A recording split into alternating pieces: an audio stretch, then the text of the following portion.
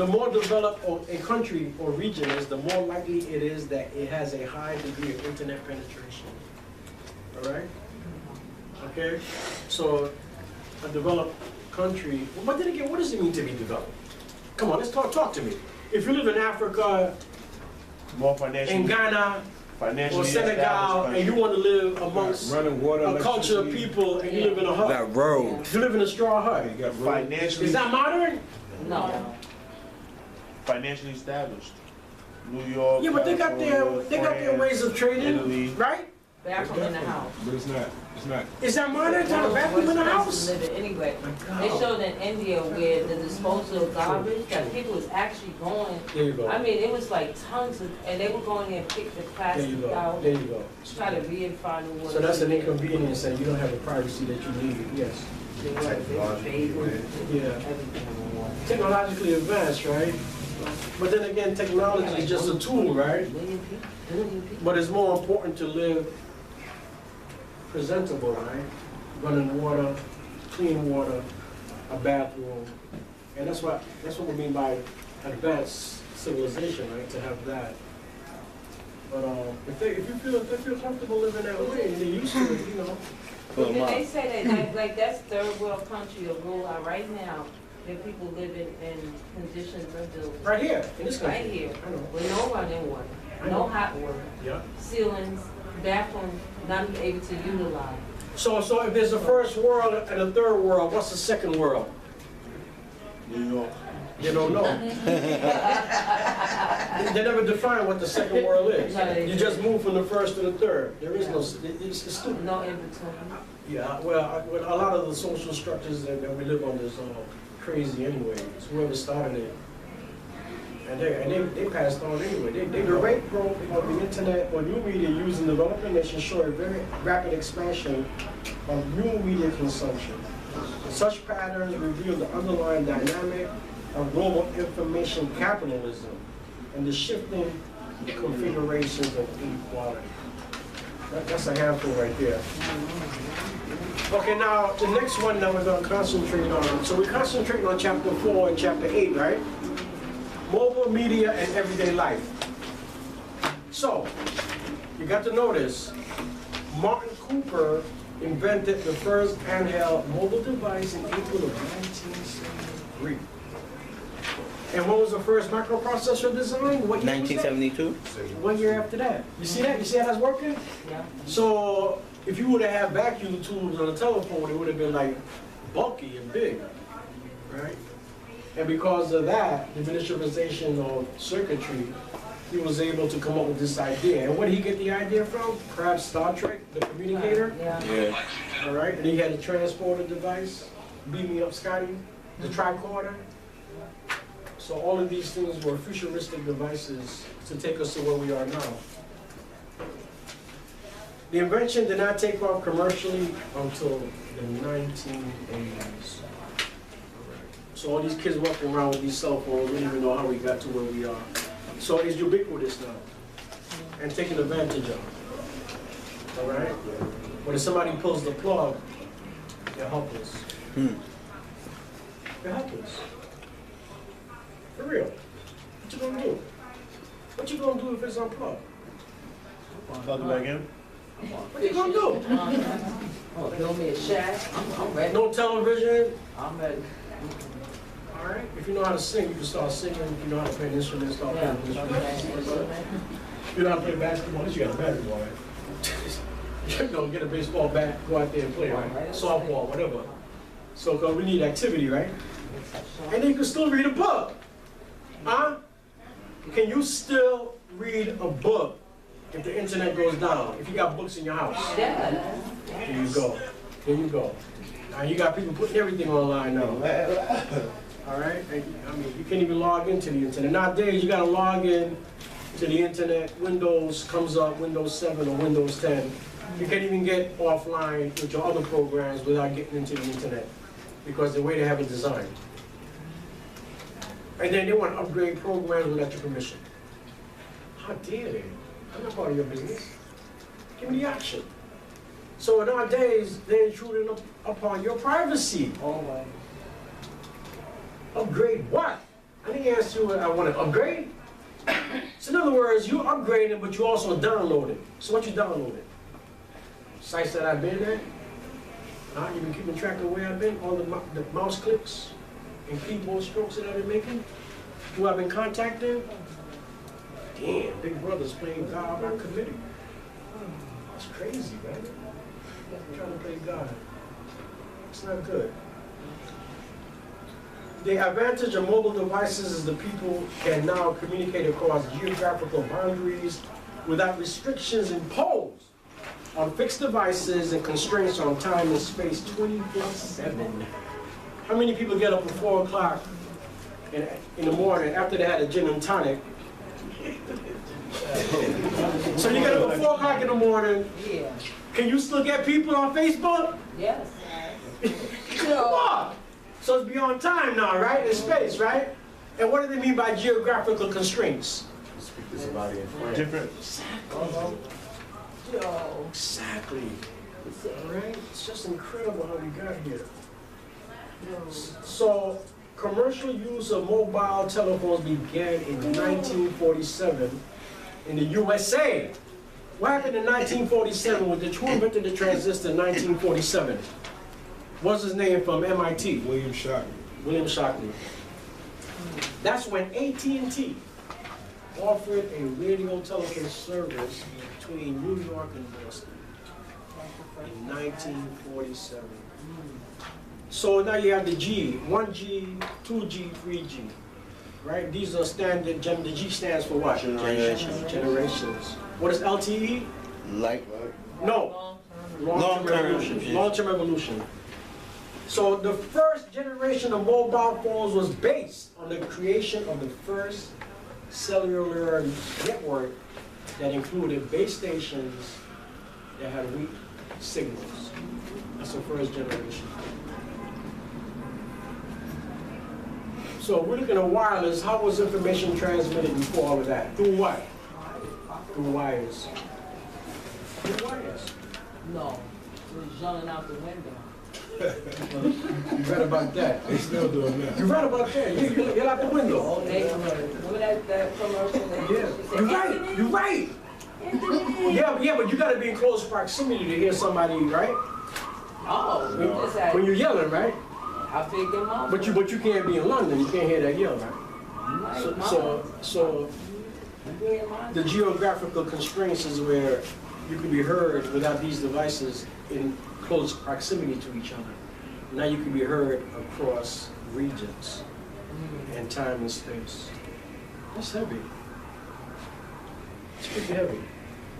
Okay? So in the late 1980s, digital systems combined mobile phones with digital technologies that led to the development of the second generation of mobile phones. Okay? First it was analog signals. It varies like this. The clock, that clock is what? Analog or digital? Analog. You asked that already. But some folks weren't here. So digital is what? When you have a display of the numbers, right? Yeah. The cassette audio players in your VHS. What does VHS stand for? Back in the day, what is VHS? So, Mr. Hunter, when you get those old films of the Knicks, right? When they won a championship against the Lakers in 1973, and the image doesn't look good, you get drops. Were they using digital recording, cameras and whatnot? VHS, video home systems. Those cameras were analog. That's why you get those drops. So if you want to get 2 or 3 minutes into a game, you got to do what? Fast forward. Exactly. That's why the image doesn't look good because the tape deteriorates over time. We've seen those, right? Yeah, the tape start messing up. Yeah. So when digitization came in, you could transfer those tapes, first generation, and then when you start making copies of those VHS tapes, it deteriorates. The image deteriorates the more copies you make. That's analog. The more copies you make, the image degrades further. But with like digital, they used to sell back in the day. yeah. But with digital, the first generation maintains that fidelity, the high quality. That's digital. Because now you're dealing with zeros and ones. All right? This is all engineering. So 3G phones was launched in the early 2000s, that's not too long ago, right? 3Gs? I think that, where are we now? We in 3G or 4G? 5G. No, six. We're not going there yet. I think 3G is enough for this midterm. Because it can do a lot. No, 3G can do a lot. Say what? Wait, what? I said 7, but it's a Galaxy 7. Oh, no, that's not generation. That's just the model that they gave me. The 3G phones was launched in the early 2000s that allowed for increased speeds and data capacity, thus allowing for more services such as digital photographs. You can take pictures, you can do video, MP3. What does MP stand for? Music player. Yeah. Uh-oh. Media. Oh, And media multimedia player. text messages, right? Yeah. Now you can text people. And touchscreen and QWERTY. QWERTY's the keyboard, right?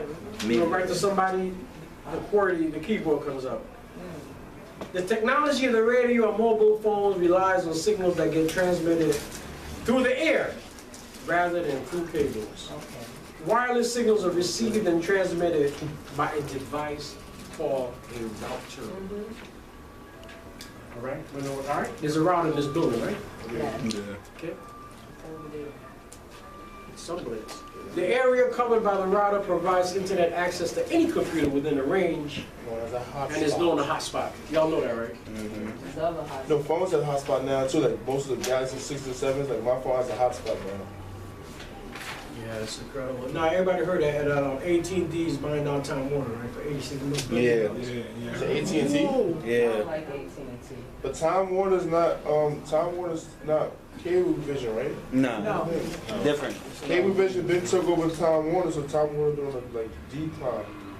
But then it's, Like, you think this merger stuff is because everybody's losing money? Yeah. Yeah. Now they're trying to monopolize. Somebody was doing something. It's a monopoly. Can't monopolize. They're doing something for it. But it's not a thievery going Cable, on. everybody thought Cablevision and Time Warner the same thing. No, Cablevision been slowly taking over Time Warner. Now it's so bad to where Bios and Cablevision is the only two major network stations. So And they Time bad Warner right now. has Next no door. income no more. They used to say have to sell just to save face or save money. yeah, because with like AT&T, Walmart, JCPenney, I'm not feeling none of them because they are the main contributors to building more jail. So I'm done. Enough said. All right? So in other words, they have all these profits that they're making because they're overcharging you. Yeah. And they really don't know what to do with the money. That's all. That's all. Why they should be doing it? That and Verizon, the only place that really charges you for data. Like, there's no unlimited data plans in neither one of those companies. They should, Crazy they should be you have something like, reinvesting back in you. T-Mobile owns Metro PCS, so. No, every company owns But you that. Sprint owns Boost Mobile. Well, that's what I'm saying, so it's like, who AT&T you really paying? owns. AT&T. What's the name? Straight talk, Every company Verizon, owns straight another talk. company. Yeah, I know. It's like a bigger company, a little company. Each small company does It's called government. Yeah. I think Verizon owns Cricket. Yeah, Verizon. It's called conglomerates. Yeah, Conglomerates. because none of those companies, when they first come out, they don't No, last the that long. They don't last. None of They their don't own. last at all. So they That's the have to same go thing under like a founding Con company. You know, Con Edison, they own all the equipment, so I don't care what names you give it, Con Edison is the big boy. AT&T run all. That's why you have those people that come to your house trying to sell you energy. Those people that come trying to. Can't say that That's because Still going to come. AT&T can't own something with other competitors. They can't own everything. So let's talk about it. As a business person, right? So someday you might run your own business, right? And a lot of these people just merge and just collapse because put all your eggs in one basket, you know what happens, right? It all goes down, right? So where does $86 billion go? Not to me. Come on, I just bought you out for $86 billion. So where does it go? What does it mean? What does it mean to give somebody else $86 billion to buy you out? What does that mean, $86 billion? Does it go to the stockholders? No. Where does it go? They do go to the stockholders. The stockholders of the company. Stockholders get some of The that money. stockholders of the company gets that money. So each, I don't care if you own one stock, two stock, you're getting bought out now. That's basically what he's doing. He's buying out your stocks. Yeah. Those are publicly owned companies. So when you buy out a publicly owned company, you either buy majority stocks or you buy all the stocks out. All the 86 stock billion is doesn't go up. buying all the stocks out because they plan on destructing and reconstructing that. I used to work with the antitrust bill back in 1983 and 84. The government came after AT&T because they was coming too strong. They was coming what they A call monopoly. a monopoly. That's called divestiture. They That happened in had to- 1997. They had to go after the. It was Attorney General Robert Abram, Lloyd Constantine, and several other lawyers. They went after AT&T because they was making. They were telling people how much they was gonna pay. Yeah. They had to break them down. So the way AT&T did it, they just started servicing off of the names. Like you say, when they all come together, AT&T is still the highly stocked owner of T-Mobile, Sprint, and everything else Well, like you have that. to think about They before- had to use it like as they said, they had to hide it under things. Like you had to put it under Before here. That's what it AT&T, was. They it was broke big. it down. They had to. This is the same thing with Con Edison. They going after them too, because see, they have the right that they could tell you how much kilowatts that you pay for. When they get too powerful, that's when the government comes in. That's the antitrust. It's called deregulation. And they try to deregulate it, so it won't be nobody that considers as a big power. Monopolies are stuff that takes over without giving a public company like. Well, Bill Gates tried to do with the internet. That was a monopoly because he tried to give nobody a piece at all. AT&T can't be a monopoly because you got T-Mobile, Sprint, all these other fighting No, companies. now, but in 19... A monopoly is when you take over everything. You cannot get this, like, when Bill Gates tried to do it with the internet, that was monopoly. He didn't want Apple, none of them. This is mine. I made this internet. Nobody can get PC without me. Doesn't matter if you change your name to put 10 different things, it's still something in your name. That's a monopoly. What AT&T do is try to corner the market. We're going to tell you From what the you're paying cable for. line to where it was built, how it was AT&T produced, what area it was going to be in. Our area alone, when And I going was back to coming that, up, this merger. and in 19, Hold on. born in the 60s, stuff, it was hard for them to come into neighborhoods like in the South Bronx just to put wiring in. That's how much power they had. They had the right to tell somebody, we're not going in the slums. We're not putting wires there. The people kept fighting. It took us to, I don't think my mother and them, they got an actual phone in their house until, even though this company was existing in 1947, it took them to 1970 just to get phones in the house. That's the problem now, because they can't, by phone company, you can't choose what demographic or what neighborhood you want for your phone line. Now. That was their problem. You Yeah. cannot choose the demographic of people you want to buy your phone.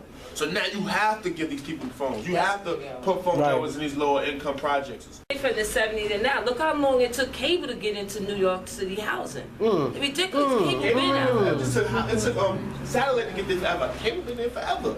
Cablevision had it before everybody. You Time saying Warner- Cablevision been there forever, but No, Time Warner. this lady been here since the 60s. Right. She lived it. She lived it. My forever, my forever is different. Yeah, it's really- Exactly. Bigger companies, they buy the smaller companies so they can eliminate eliminate the The competition. competition. So since technology is That's going right. so fast, just like Facebook was able to get in there, they don't want another company to come up. Wait. And they'll buy their technology when it's smaller, Right. and so they can own it. You know what I mean? So But they they can be make a you part think of you it. have choices and you don't But have you know how choices. it's Just right. using the same company. They just put a That's right. different Facebook name do all that on it. without monopolizing. They give everybody a chance to buy a share. They made their shares be like so, but they give everybody shares. That's why they buy out everything. They buy out They tried to internet. buy him. Anything that's good, they buy it out. They bought out Twitter. They bought out Instagram. They're trying to buy out Snapchat now. They buy out everything on the internet. Anything social network that's good, they buy it out. Go ahead. It's, Hold on over here. It's Wait. not monopolizing. It's AT&T is a conglomerate. Right. They are, one company that branches off into different companies like Singular Wireless and That's what I said. all of the other things. But it's not You're right. It's not monopolizing. Businesses do. Yeah. How's New Rochelle? Look, they up in New Rochelle, but they got a campus in the Bronx. They got a campus in Brooklyn. They got a campus in probably Queens, everywhere. All the schools do it. Everything is business. The hospitals do it. Everybody. Look how Columbia done brought up half of Harlem on Broadway. That's right. It's crazy. No, they owned it. They just took back their leases. That's true. That's what Very they good. realized. We don't want privacy to become some kind of a luxury item, but we ought to look at that on a case-by-case basis in terms of how does any policies that affect pricing, what are the specifics of those, rather than looking at them on some kind of a broad basis. No, right now, this is limited to kind of broadband providers. There are a lot of companies now who are more than just a broadband provider. They also own content creators, so they both do both the distribution and the creation, right? So what about the fact that if I'm with AT&T, there's also the satellite, there's also the cell phone, there's also all kinds of things where my data could be stored, transmitted. This just seems to cover a small sliver. So if your communications company is engaged, has other communications activities, they can share the information. But if they have non-communications activities, such as their own website or they're taking you to other websites, that information is your information. And it's not information that they have the ability to turn around and sell without your permission. What have you learned now, looking back 5 years ago, the merger of Comcast, or the acquisition of NBC by Comcast? It's not on your desk yet, but more likely than not, AT&T is trying to buy Time Warner, and it's going to show up in the FCC. What have you learned in those past 5 years of what worked and what didn't work, and what would you do differently? Well, I mean, you're right. It's not on our desk yet, and we don't know what the parameters are. And so what our job is to develop the facts of the case and to make a decision based on those facts. And I think what's more important is to say, 5 years is a long time. Let's look at specifically what's happening today, what the marketplace looks like today, and let's make a decision based on that, if in fact this ends up on our plate.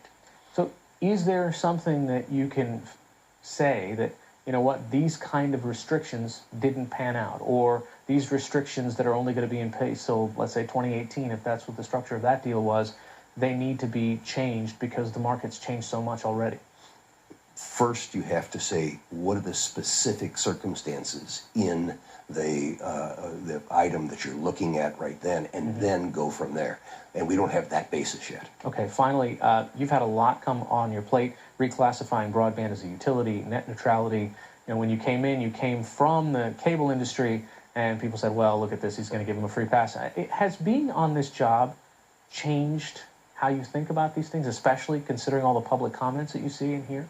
Well, that's a really interesting question, Ari. But you know, I think I'm the same person that I always was. My career has been representing the insurgents against the incumbents. I was always for the folks who were bringing more competition.